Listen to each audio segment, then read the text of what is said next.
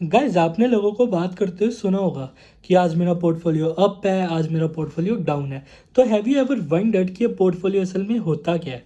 C a portfolio is collection of financial investments of products such as shares, bonds, commodities या फिर currencies. और एक अच्छे portfolio की मेजरली तीन क्वालिटीज होती हैं। पहला रिस्क मैनेजमेंट, दूसरा गुड रिटर्न वैल्यू और तीसरा डाइवर्सिफिकेशन ऑफ स्टॉक्स। ऐसे ही फाइनेंस की जानकारी के लिए फॉलो करें इवॉल्व विद धनंजय को। Thank you. गाइस इंडिया का सबसे महंगा स्टॉक है एमआरएफ का, जिसकी आज की डेट में ट्रेडिंग वैल्यू अराउंड 90,000 INR है। और दुनिया का सबसे महंगा स्टॉक है बर्कशायर हैथवे कंपनी का, जिसकी वैल्यू आज की डेट में 4 करोड़ के आसपास है। इस कंपनी के एस इन्वेस्टर है वॉरेन बफेट, और वो इस कंपनी के चेयरमैन भी है। अब क्या रीज़न है कि इस कंपनी के शेयर प्राइस इतने ज़्यादा हैं?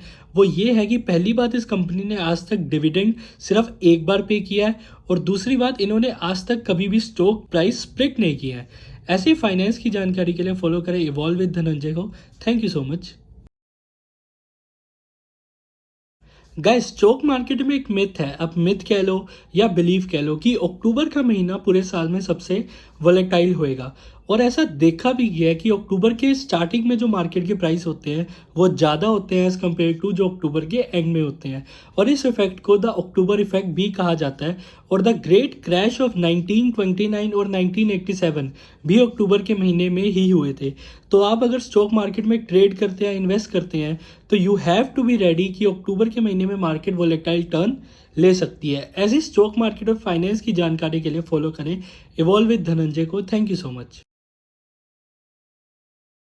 गाइस आपने लोगों को बात करते हुए सुना होगा कि आज मार्केट बुलिश है या आज मार्केट बियरिश है। तो ये बुलिश मार्केट और बियरिश मार्केट का मतलब क्या होता है? सी गाइस, जब मार्केट एक अपवर्ड ट्रेंड फॉलो कर रही होती है और हम एक्सपेक्ट करते हैं कि यहाँ से स्टॉक्स के प्राइसेस इंक्रीज करेंगे, उस कंडीशन को हम कहते हैं बुलिश मार्केट। और जब मार्केट एक डाउनवर्ड ट्रेंड फॉलो कर रही होती है और यहाँ पे एक्सपेक्टेड होता है कि स्टॉक्स के प्राइसेस ड्रॉप करेंगे, ऐसी कंडीशन को हम कहते हैं बियरिश मार्केट। ऐसे ही फाइनेंशियल नॉलेज के लिए फॉलो करें इवॉल्व विद धनंजय को। Thank you so much. Guys India में दो मेजर स्टॉक एक्सचेंज है, NSE और BSE। BSE की फुल फॉर्म है बॉम्बे स्टॉक एक्सचेंज, और इसमें आज की डेट में 5,000 से भी ज़्यादा कंपनीज लिस्टेड है। इसको फाउंड किया था 19th सेंचुरी में प्रेमचंद रॉयचंद नाम के बिजनेसमैन ने, जिन्हें आज कॉटन किंग और बिग बुल भी कहा जाता है। और इसको जब फाउंड किया था तब इसका नाम था native share and stock brokers association. और ख़ास बात यह है कि ये एशिया की सबसे पुरानी स्टॉक एक्सचेंज है। ऐसे ही फाइनेंस की जानकारी के लिए फॉलो करें इवॉल्व विद धनंजय को। Thank you so much. Hi guys, do you know what is a financial market? See, a financial market in basic terms is a system or a place which provides an opportunity to buyers and sellers to buy and sell products। और इसी buying and selling को हम trading कहते हैं।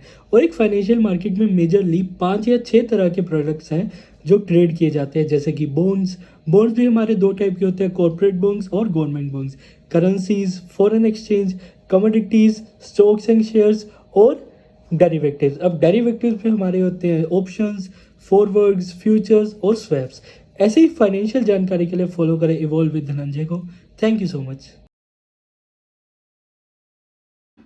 Guys जब हमने blue chip companies की बात करी थी तो हमने आपको बताया था कि ब्लू चिप कंपनीज जनरली अपने इन्वेस्टर्स और स्टेक होल्डर्स को डिविडेंड पे करती है क्वार्टरली या फिर ईयरली।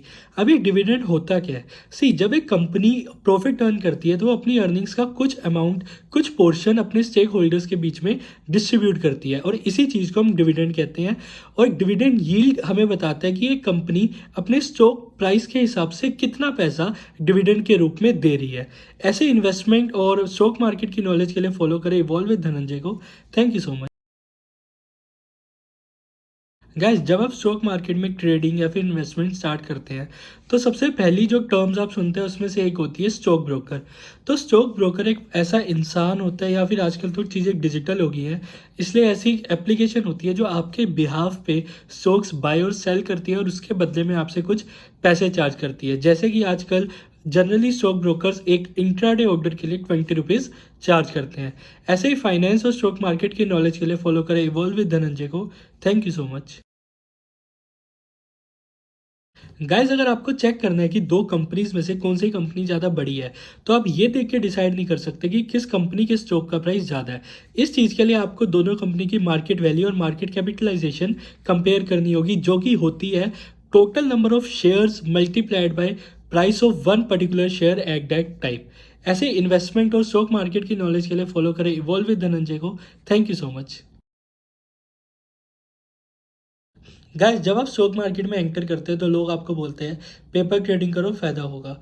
पेपर ट्रेडिंग एक बिगिनर को उतना फायदा नहीं देती है as compare to a person who experience and जिसने कोई नई स्ट्रेटेजी या नए प्लान ट्राई करके देखना हो, एग्जीक्यूट करके देखना हो। अगर आप एक बिगिनर है और आप पेपर ट्रेडिंग करते हैं तो आप सही डिसीजंस ले पाते हैं, नो डाउट।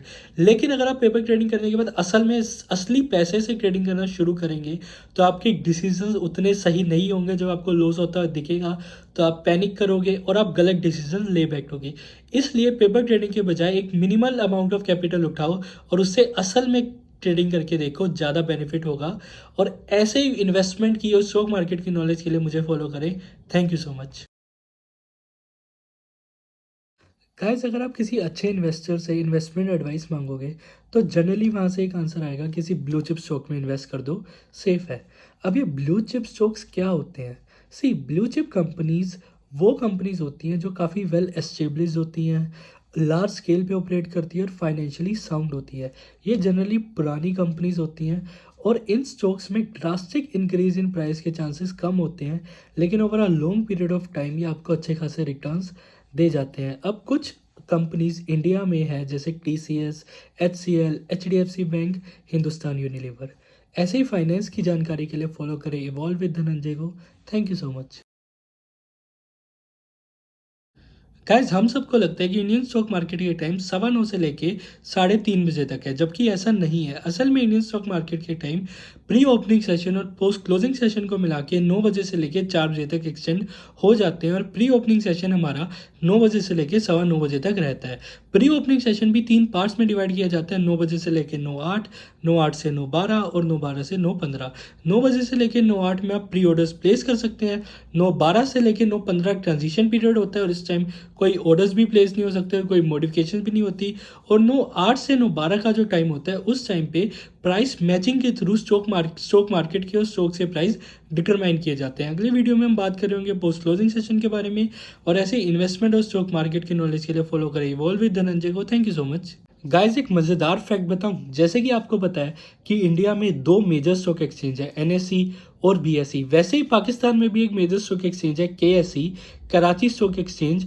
और कमाल की बात तो ये है कि कुछ इंडियन कंपनीज जैसे TCS और रिलायंस इंडस्ट्रीज इतनी बड़ी हो चुकी है आज की डेट में कि उनकी अकेले की मार्केट कैपिटलाइजेशन और मार्केट वैल्यू ज़्यादा है as compare to whole combined KSE। ऐसी इंटरेस्टिंग फैक्ट्स और जानकारी के लिए फॉलो करें इवॉल्व विद धनंजय को। Thank you.